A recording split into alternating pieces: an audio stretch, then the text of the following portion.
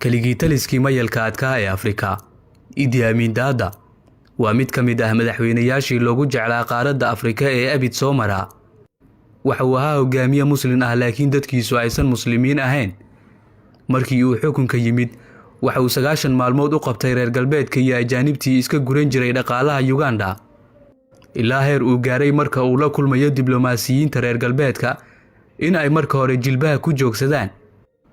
Waa ninkii quursi iyo jees dartii dhaqaale iyo cunno uu ka ururiyay dadka reer Uganda u diray Ingiriiska oo markaasi jahawareer dhaqaale uu haystay. Nacaybkii uu u qabay Yuhuudda, qorshihii uu soo bandhigay si uu Falastiin u xoreeyo, iyo ugu dambeyn sidii uu ku dhintay. Warbixintan ayaan ku eegi doonaa sheekada geesigii Afrika General Idi Amin Dada. Muuqaalkana sii faafi. Idi Amin Dada waxa uu ku dhashay magaalada Koboko oo ku taala waqooyiga Uganda sanadkii 1924. Waxa uu ahaa wiil yar oo ku barbaaray Islaamka iyo barashada diinteena suuban. Markii uu u soo wareegay magaalada Kampala, waxa uu ku biiray ciidamadii ay qorayeen gumeystigii Ingiriiska ee ka talin jiray Uganda, ilaa uu ka gaaray darajada ugu sareysa ee gumeystaha uu siiyay nin madow ah. Sanadkii 1962 markii Uganda ay xornimada heshay kadib, General Idi Amin Dada waxa uu fursad u helay in uu hogaamiyo ciidankii Uganda. Taliyaha ciidamada qalabka sida ee Uganda ayaa loo magacaabay sanado kadibna waxa uu xukunka kula wareegay Afgembi, isaga oo madaxweynihii uu ku maqan yahay South Korea.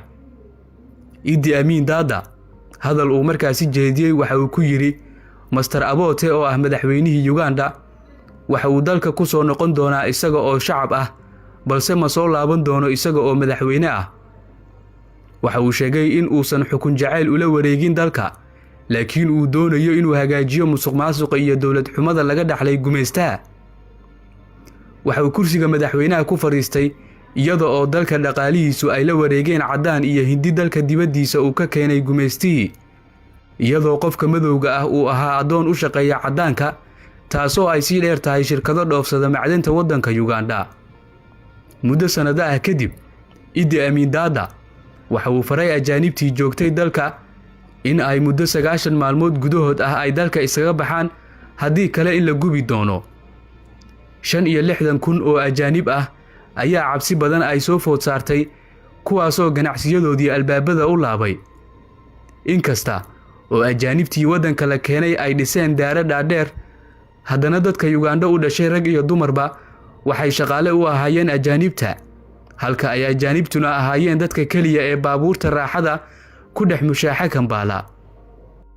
Markii uu yimid General Idi Amin Dada, waxa ay maalin ciidaad u ahayd madowgii ku noolaa waddankan ku yaala bariga Afrika. Hadaladiisii waxaa ka mid ahaa, waa inaan arkaa dadka madowga ah ee Uganda u dhashay oo maamulaya ganacsiyada wadooyinka ku yaala.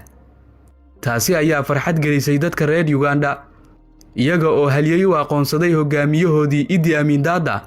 Bal adigu aragtidaada hoos nagula wadaag. Muuqaalkana like saar oo sii share garee